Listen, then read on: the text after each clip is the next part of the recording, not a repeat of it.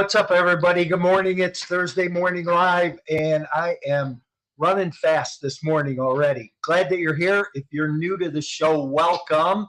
I know we're starting a little bit late here, a couple of technical issues this morning.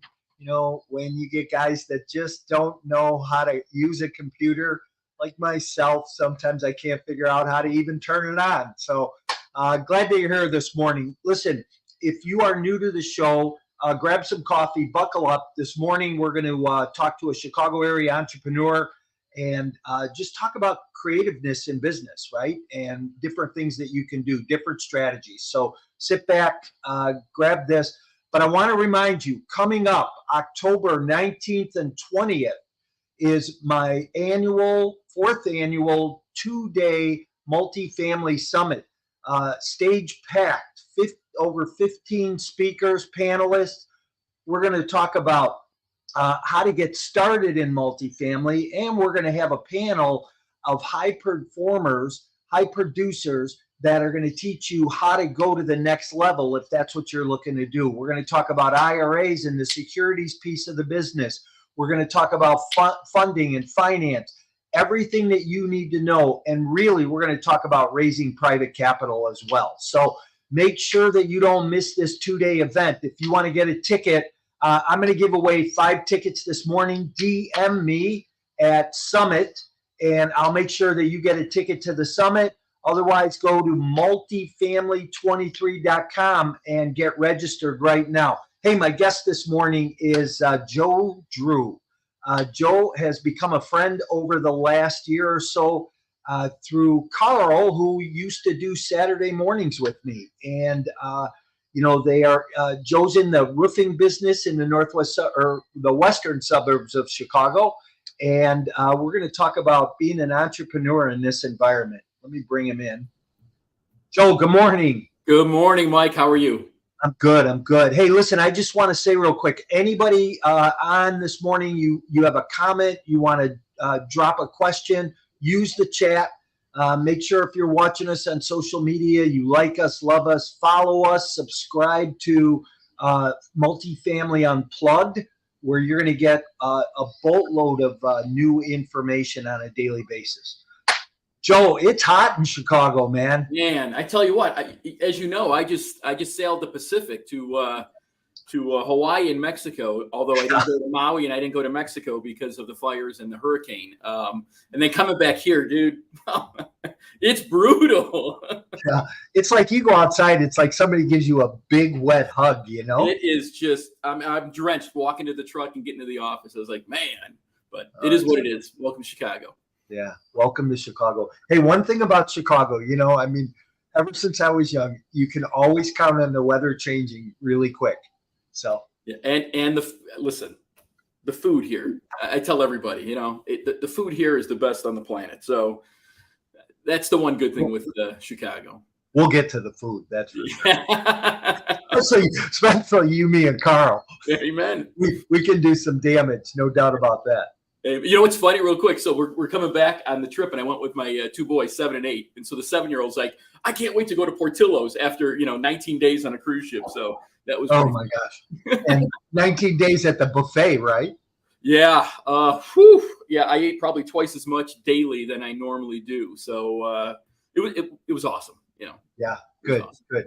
Well, I'm glad you made it back safe. You didn't get burned. You didn't get hit by a tidal wave. What a time, though, right? Dude, we had volcanoes. We had earthquakes back in Los Angeles.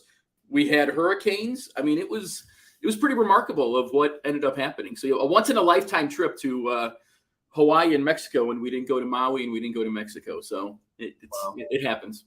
Yeah. Hey, listen, let's kick this off. I always ask one question of my guests. And, I keep threatening I'm going to write a book, right? I'm going to take all of these answers and I'm going to write a book. But in one word, what best describes you personally and professionally? In one word. That's a good question. I would, if you ask other people, they'd give you a different word, but I'm a student. I'm a student. I love learning. It's what drives me. I'm very competitive, very motivated, but I would say a student of the game. Yeah, interesting. Yeah, I think that that's something you have to continue to do. You got to continue to keep learning. And, I have this tendency, I like to hire people or surround myself with people younger than me because I think that they know a lot more, right? Because they Mm, know how the world's running today. sure. I think you become a student by doing that as well. You have to stay engaged. I mean, again, just you talked about it, the technology. Even I run on a Mac, and here, I got to download Chrome and everything else. So today more than ever, you have to stay plugged in, especially just from the technology side, because the game is changing. Of how we interact, of how business interacts, how relationships are interacting, it is changing, and our kids and the young ones coming up, they don't have the luxury that you and I have of old school and new school. And I think that's what allows us to separate us from the rest of the pack as well. Yeah, for sure. Hey, what's one thing you've learned in the last 30 days? One new thing you've learned? I have to stick to the cruise with regards to life's going to throw you curveballs, Mike. I mean, listen, it's a once in a lifetime trip. This was for my parents' 55th anniversary. And, it was a 19-day cruise to Hawaii, Mexico. There was 75 different countries that represented this boat, right? So really unique. And, life is going to throw you curveballs. And as you know, when you're dealt with lemons, you make lemonade. And we did. Yeah. Well, Carl read me that text that you sent about. Oh, did he? It's something that happened every day. Somebody got sick, got airlifted, jumped overboard. Holy cow. Every single day there was some emergency alert. From people. One guy got his eye poked out, which was the magician. We found that out at the end of the cruise. The magician, probably practicing, got his eye poked out, had an emergency event. It was one after another. It was crazy. Really was crazy. Hey, you mentioned relationships a minute ago. Yeah. And, one thing I like to, when I'm building a relationship with somebody and I see somebody that at an event or I get on the phone with somebody who I haven't talked to in a while, that's a question I really like to ask. Hey, you know what, since the last time we saw each other, what's something new you've learned? And I think that just goes into building that relationship and meeting people and connecting. So, hey, talk about your background a little bit and what you're currently doing. Yeah. I tell everybody I was always a comedian growing up. I loved to laugh and I was a funny guy, but I really didn't have a lot of confidence. I was more one of those guys that was afraid of my own shadow. I can honestly say, like a caterpillar into a butterfly, for those that knew me in my mid-20s, I am a completely different individual. My identity completely changed. So when I get into deep conversations, understanding that we all hold an identity, and that how we hold ourselves is how we're projected. So understanding that inner game of life, which what you asked me, give me one word to describe yourself, and a student. The game of emotions, the game of thought, the game of action, right? So those three things, how we think, the emotions that we use, and the action, and understanding that we have the ability to control that or to change that. My life has been transformed once I learned that skill set, and I attempt to apply it, Mike. But every day is the ability for us to understand that. I have kids, I'm married, I have a business, I have business partners. You're interacting with life, and so every day creates an opportunity for us to understand and learn. Wow, interesting. And what is your business, Joe? So Greenlight Construction, I have a couple different divisions. So I'm a fourth generation contractor. So Greenlight Construction, I have a roofing division. I'm a federal contractor for the United States government. So we just finished 2 government contracts. I also have a solar division, which is Greenlight Energy. So those aspects is my business of what I do, from build design to government contracting to roofing and to renewable energy and solar. Interesting. So what do you think, one of the things that we kind of talked about, putting this together was how do you have to be creative today in the world of construction and being a contractor? Where, I think in the business you're in, because I've been in that business, Mhm. right? And in that business, you got to wear so many different hats, right? No matter who you have working for you and people Yeah, plan, you have to wear a ton of different hats. sure. So, how do you keep up with that creativity?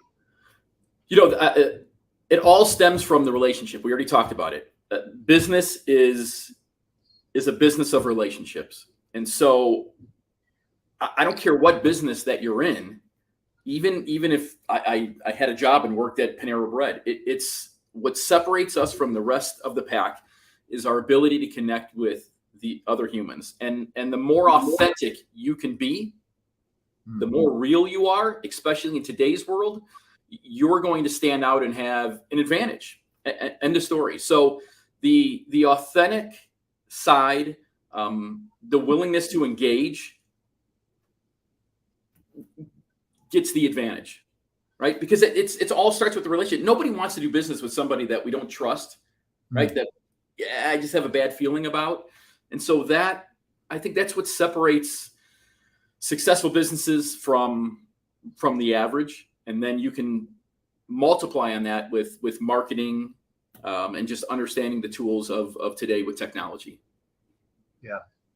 Hey, let me ask you this: do you have roofers on roofs today? Not today. We give them the day off on days like this. Today's a brutal day. Today's a Boy, brutal is day. That's So funny though. I yeah. I don't know. That just kind of came to me. It's like today would not be a day to be on a roof. That's for sure. No, yeah, and again, so there's from a residential side, you're installing shingles, right? So that gets the asphalt gets extremely hot. So yeah, it would be a real short day. On the commercial side, you're installing a white reflective TPO, so that sun is shining back at your eyes. I mean, it's hot up there. The commercial is a little bit easier just because it's a white a membrane that you're working on versus an asphalt, but you got to be careful because you got to keep the body hydrated. So talk about TPO for a minute. For people that might not know, and I know that I have a lot of listeners that are in the real estate business, Mm-hmm. multifamily space, right? Flat roofs are common, especially in the city of Chicago. What exactly is TPO? So TPO is the terminology is thermo olipropylene membrane, something like that. You put me on cue there. So it is a plastic 60 mil dense membrane. I call it the Rolls Royce of roofing today. So it's very, very durable. The old school is going to be more of a torch down modified, and I still have guys like you that we work for, that always prefer the torch down, just because it's been around for forever and it's very durable. But if you got in a helicopter and I flew over Chicago with it, you would see all the new construction jobs are all going to be a TPO membrane. Last longer? It lasts longer. Again, it's still the maintenance, right, is a key aspect. If you don't maintain the roof and you don't keep it clean, that will start to break down. You got to make sure the water that runs off that and drains on a roof. So, we do maintenance programs to keep everything clean. We'll go up there twice a year with regards to it. But the white reflectiveness with regards to the new systems is what allows a roof to last just a little bit longer than a standard asphalt roof, even a granulated roof. Yeah. And how long will TPO last? Let's say your average building owner's not maintaining it, not going up there once or twice a year and cleaning it up, or doing an inspection on it. What's the life expectancy out of a roof? The standard manufacturer warranty is going to be 20 years on a TPO. Okay, but that doesn't necessarily mean that you might not get a small leak somewhere. Well, correct. Yeah. Yeah. Especially in climate, right? Doesn't climate have a lot to do with it too? Where here we're in a climate that we freeze in the wintertime and it's boiling hot in the summertime. And if you got standing water on there and it's baking and freezing and popping, you're gonna have those challenges, right? Yeah, I tell every client we live in the worst climate on the planet. We live in the worst climate because we have the extremes of both, the extremes of winter and the extremes of summertime. And because of that, our buildings, our homes, construction moves. Just look at our roads, right? Our roads are hot garbage because of that continuous temperature change and the expansion and contraction. So you have to pay attention. And your roof, let's talk about investors, right? You have a building, the roof never has a day off. So 365, 7 days a week, right? 24/7, that roof is being every day, every temperature. It's at play. So it's one of those things where you have to have a good roofing contractor that has your back with regards to any, just keeping the small little maintenance will make a world of a difference to keeping the longevity of that system working and operable. And again, we get to catch things. If all of a sudden I see a seam starting to come up, God, it's just easy to patch versus you getting a leak. And that's in the roofing industry. It's because it's neglected. You as a building owner I get the call when you have a leak, and that's the worst time to have, because that's the most expensive repair for you. Is the fact of, okay, it's a leak. Where is it? We got to find it, and then obviously address it, and let alone your interior side of it. Well, based on the fact that most roofing materials are oil-based, is there a big fluctuation in cost? And how often? Yeah, there's the last year we had about 7 price increases throughout the year. Wow. Yeah. So have they come back down, or no? It doesn't. It typically doesn't come back down. If you're having multiple price increases and then all of a sudden you have 1 or 1.5 decrease, you're still significantly higher at that point in time. Again, it's a game. It's business, right? It's politics. Because it's oil based. As the cost of petroleum and the cost of barrel of oil goes up, so does the building material. But the last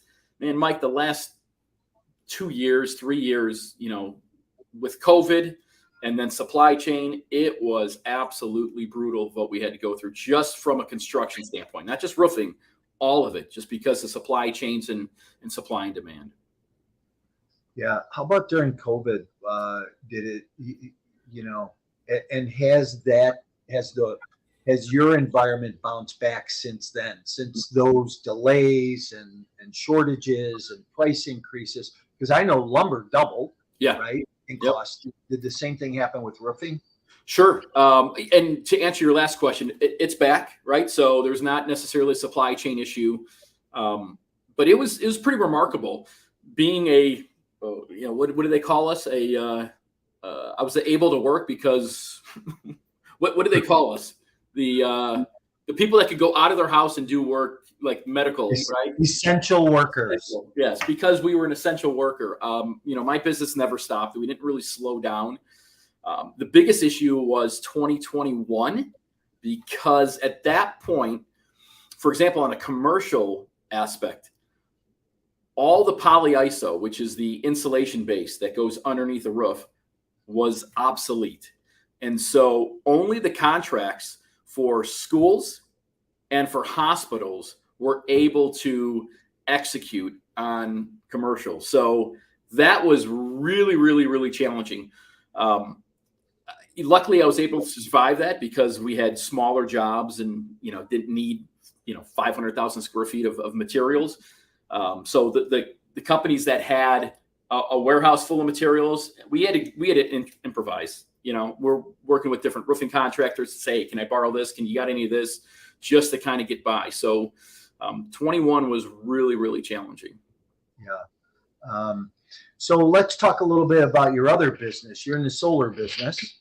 And I think you focus mostly on commercial, don't you? Or do you do both? Yeah, both residential and commercial. Yeah, and that being in the space that I'm in with roofing, August of last year, so a year ago, my entire career changed because when this administration passed the Inflation Reduction Act, all of a sudden, as I'm a student, as I'm studying how this is impacting my business, I recognized, and I'll back up a little bit. In my business, being in the roofing industry, the game of solar, right, kept appearing over these last 4 or 5 years. And to be honest, it was one of those things when I don't want to do anything new. I want to stay in my lane. I don't want to have to learn a new trade. I don't want to have to learn anything new. I just, nah. Kept pushing away. That changed the direction for me because I recognized that all of a sudden that the avenue of roofing changed because of solar. Even in residential, I can now fund your home roof simply by giving you the opportunity of going solar and reducing your cost, your energy, your ComEd bill. Because in Illinois, we can exchange our ComEd bill for solar, and that your payment that's going to be 100% financed through third party, the government financing, is going to be less than what you're paying right now to ComEd. So it's a no-brainer at that point. And then I can roll in the cost of a roof. So if you needed a roof and didn't want to have to pay out of pocket, you're using the government funding in order to do so. Everybody's approved for the most part. It's a remarkable thing. When all of a sudden I'm seeing my clients being approved for $50,000, $60,000 for a solar project and the solar costs 30, like, can I use the other 30 or the other 12 or 15 for the roof? And the answer was yes. And so that's really where I started to pay attention. On the commercial side, you brought up Carl. That is where the game really changed because the same vehicle and the same mechanics apply on the commercial as they do to the residential. So all of a sudden, if I have a $500,000 or $1 million project, the ability to bring in the financing through third-party financing, government financing, sponsored financing, to pay for the roof and pay for the solar is a game-changing scenario. So, like you said, this last year it's full steam ahead with regards to the solar and the roofing because those two get paired together, and we're in a very unique time whereby the incentives, especially in the commercial, offset and pay for the system. So it's a game-changing scenario for us. And there's a bunch of credit and credits that come back to you. You're seeing that, aren't you? Yeah. And you know, it's almost, and I look at this because you and I are doing a creative deal with Carl. Yep. We're in the process of buying a factory. Mm-hmm. And we're going to put a new solar system on it and sell the solar power back to the owner. Mm-hmm. And that's going to be part of the rent. And there's other carbon credits and tax credits that come back. And, you know, when I first started this conversation, I didn't believe it. And, you know, I have to imagine that your average building owner, your average homeowner isn't going to believe it at first, to believe that they can get such a reduction in the installation cost, much less the energy cost, much less putting cash back in their pocket. Correct. You know, and, you know, again, keep learning, right? Yeah. Keep educating yourself. And that's what I would tell building owners today and homeowners to get the education because it's real. On the commercial side, Mike, it's astonishing because what you said, even for you didn't believe it. For me, I didn't believe. It just doesn't make sense. And we've had times where all of a sudden the CEO we're dealing with is like hands behind his head goes, "What's the catch?" You know, and yeah, it is too good to be true. But there's a reason why the government stepped in. And once you understand why that's happening, listen, the American grid on a scale of 1 to 10, 10 being outstanding, 1 being horrible, where do you think the grid is? 2006. 2, 3. It's horrible. Really? Yes. Listen, the American grid, the electrical grid was built between World War I and World War II. Okay. So if you look at right now, California, let's just take California. They have natural brownouts because the demand for power is greater than the supply. So what's happening in the East Coast and the West Coast, if we're in California, the cost of a kilowatt would go from about 19 cents that we're paying right now at this time, which is 9 o'clock in the morning. Once we hit the time between 3 p.m. and 9 p.m., that cost goes from 19 cents to 55 cents a kilowatt. So the electric company, including ComEd, is creating a peak demand cost to deter me, and everybody else to start controlling the use of power. Okay, so that's a big deal. Now, what's happening? We're on this electrical push. We want to electrify America. This is what people don't understand. And so when I'm in meetings, and even on this one, you don't know that the electrification of the United States is underway. Okay, we have mandates by 2035 that ComEd has to be producing 70% clean energy, which is physically impossible, which is why ComEd and all the utility companies are motivated to help sustain that, because the only way this could be done, the only way that the electrification of the United States can happen is if you and your buildings participate, you and your home participates. If you looked at every roof on Home Depot has solar in almost every one of their buildings. Target has solar in every one of their buildings.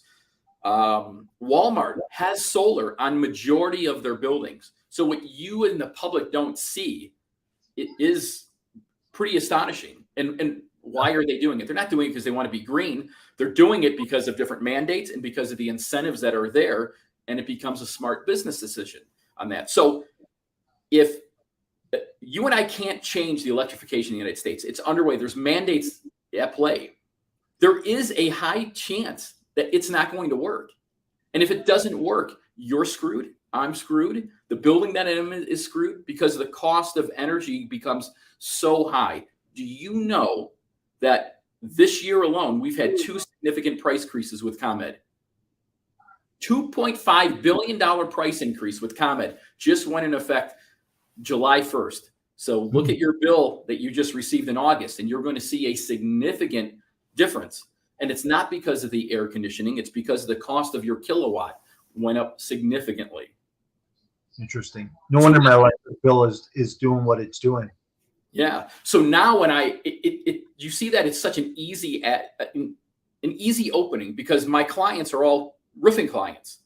I'm now networking with all my roofing compadres because I don't need the roof anymore. I can tell them I have a vehicle to finance your roof. You bring me the client, you guys get the roof, we put the solar on, and it becomes a phenomenal marriage at that. Well, and I love that, the phenomenal marriage piece, because, I the whole creativity thing and how we can be creative. Yeah. And, anybody who follows me and knows me, I've bought multi-family deals with no money down, with I bought a 450 unit apartment complex creatively, owner financing. I'm doing another one right now, creatively, owner financing.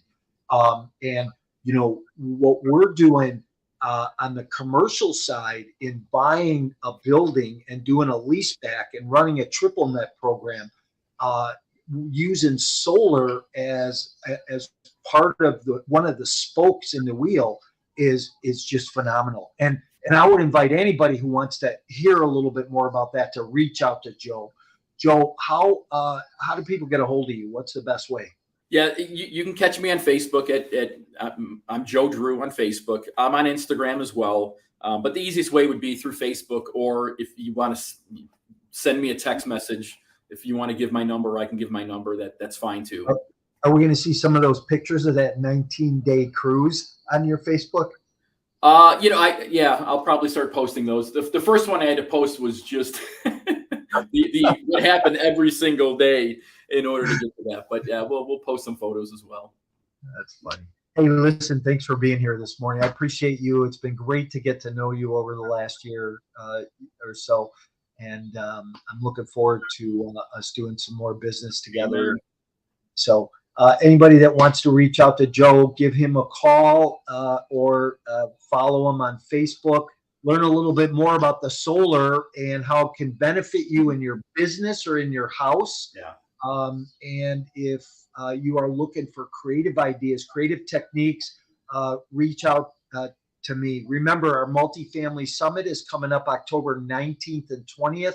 A stage packed this year of speakers, trainers, people who are going to bring you value. I have a couple big names. Just go to the website, multifamily23.com. Take a look at the agenda and the schedule, and you will be surprised who's going to be there this year. Hey, everybody. And it's virtual, right? Because I know there's a lot of live events going on right now, but we're still running virtual. So you get a copy of it as well as you can come and go as you need to. Have a great day, everybody. Joe, thanks for being here. I appreciate you. Appreciate it.